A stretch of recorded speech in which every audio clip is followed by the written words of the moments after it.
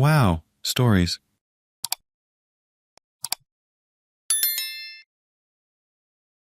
Am I the idiot for filing for full custody after my drunk ex traumatized our kids? Well, so I'm getting a divorce. We have been together for 15 years and married for 9 years and 51 weeks when I finally had enough. Long story short, it devolved into her alcoholism and narcissism over the course of like 8 years.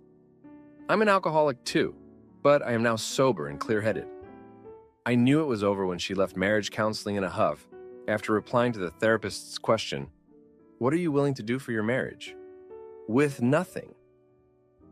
She is still drinking, still on the attack, still weaponizing the kids, 13 and 9. She is kind of spiraling right now.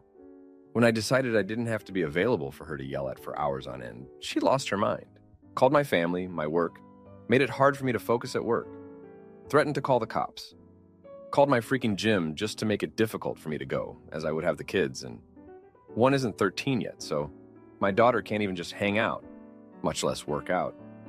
My wife has lost all sense of boundaries and is not really working regular hours. She's dealing with some legitimate health problems. As soon as I left, she decided to take her health seriously, and they just discovered some ovarian cysts.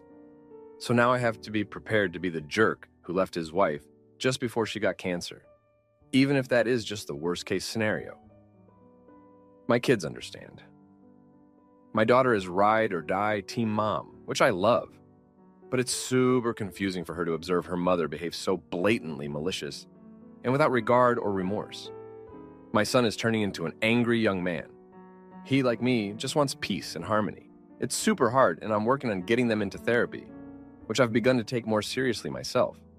There are days they get along, and days I see them displaying learned behavior that is either me at my drunken worst or her at hers. I'm trying to teach them otherwise. My final takeaway is twofold and heartbreaking. One, this is the first time in my life where I can definitively say that my own optimism has hurt me. My brother said something like, "You've got to quit thinking you know better than everyone else." I don't. I told him this isn't ego, this is optimism. His reply was, "Well, how's that working out for you?" Pretty bad. Pretty no good. Very bad. Two, no matter what, a person does not get to allow themselves to be run by their emotions. No matter how bad you feel, you have control and autonomy over your actions, attitude, and behavior. You can choose how you act all the time. Even when you feel hurt or wounded or angry or hungry or aroused or happy, you choose your behavior. This turned into catharsis for me. Thanks for coming to my TED Talk. Anyway, any advice appreciated. Now for a few comments before the update. Comment 1. Ovarian cysts are extremely common and usually benign, so I wouldn't even worry about cancer at this point. Protecting your children from the same fate the two of you experienced should be your priority. Please find a way to make the therapy happen. You're doing the right thing. If she had taken personal responsibility, you wouldn't be in this position. You're doing the right thing for yourself and your children. Comment 2. Ovarian cysts are not cancer. I suffered from them for years before having everything removed. I had children and a normal life, except a few times when they would cause me problems. Like someone else said, you made the call before knowing she had a non-threatening condition. You need to stay strong for the kids. I pray you are able to help yourself and the kids through all of this. Congrats on your sobriety. Now for the update. Thanks for all the comments from the last post. So, 3 months have passed since I decided to file for divorce, and things have been, well, I'll just get into it. My wife's behavior has only gotten worse. She's been drinking more heavily, and her health issues have become more pronounced. The ovarian cysts turned out to be benign, but she's using the health scare to garner sympathy and manipulate the situation. She's been calling my family, my work, and even my gym to make my life difficult. It's like she's on a mission to ruin me. The kids are caught in the middle of this mess. My daughter is still very much on her mom's side, which is understandable but heartbreaking. She's only 13 and doesn't fully grasp the complexity of the situation. My son, on the other hand, is becoming more withdrawn and angry. He's only 9, but he's starting to show signs of the emotional toll this is taking on him. I've been trying to get them both into therapy, but my wife is making it difficult. She's refusing to give consent for their sessions, claiming that I'm trying to turn them against her. One of the new developments is that my wife has started showing up at my workplace. She's been causing scenes, yelling, and making accusations. It's been incredibly embarrassing and has started to affect my job performance. My boss has been understanding so far, but I can tell his patience is wearing thin. I'm worried that if this continues, I might lose my job, which would be disastrous for me and the kids. I've also had to deal with the legal side of things. My lawyer has been great, but the process is slow and frustrating. My wife is fighting me on every front, from custody to finances.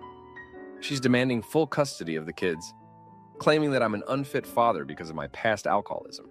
It's ironic considering she's still drinking heavily, but she's managed to paint herself as the victim. The court hearings have been grueling, and there's no end in sight. In the midst of all this, I've been trying to stay sober. It's been incredibly challenging, especially with the constant stress and emotional turmoil. I've been attending AA meetings regularly, and my sponsor has been a lifeline. There have been moments when I've been tempted to drink, but I've managed to stay strong. I know that falling back into old habits would only make things worse. One of the hardest parts of this whole ordeal has been seeing the impact on my kids. My daughter has started acting out at school, getting into fights and talking back to her teachers. She's always been a good student, so this behavior is out of character for her. My son has been having nightmares and has become clingy, not wanting to be away from me. It breaks my heart to see them suffering because of the choices their mother and I have made. I've been trying to be there for them as much as possible, but it's been difficult with everything else going on. I've had to take time off work to deal with legal matters and to be there for the kids when my wife is too drunk or unwell to take care of them. It's been exhausting, both physically and emotionally. There are days when I feel like I'm barely holding on. One night, about a month ago, my wife showed up at my apartment, drunk and belligerent. She started yelling and banging on the door, waking up the kids. I had no choice but to call the police. They came and took her away, but the incident left the kids traumatized. My daughter was crying and my son was shaking with fear. It was a wake-up call for me.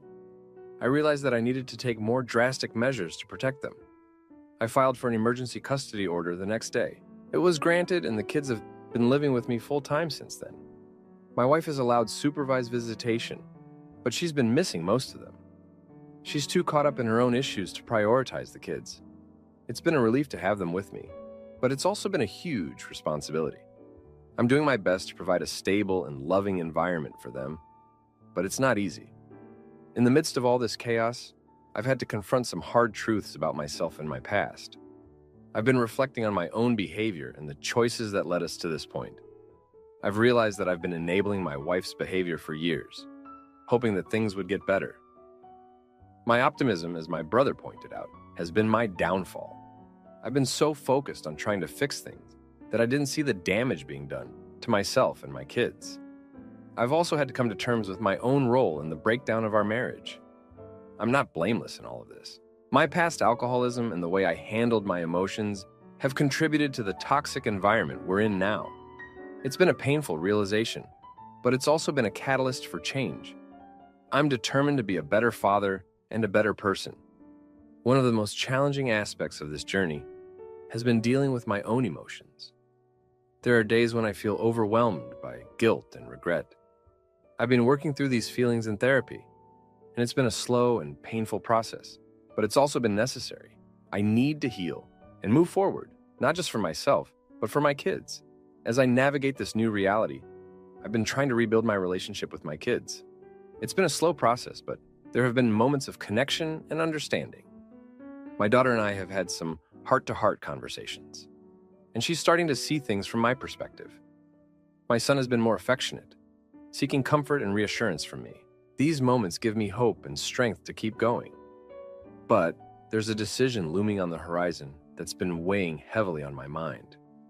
My lawyers advised me to consider filing for full custody, given my wife's erratic behavior and ongoing issues with alcohol.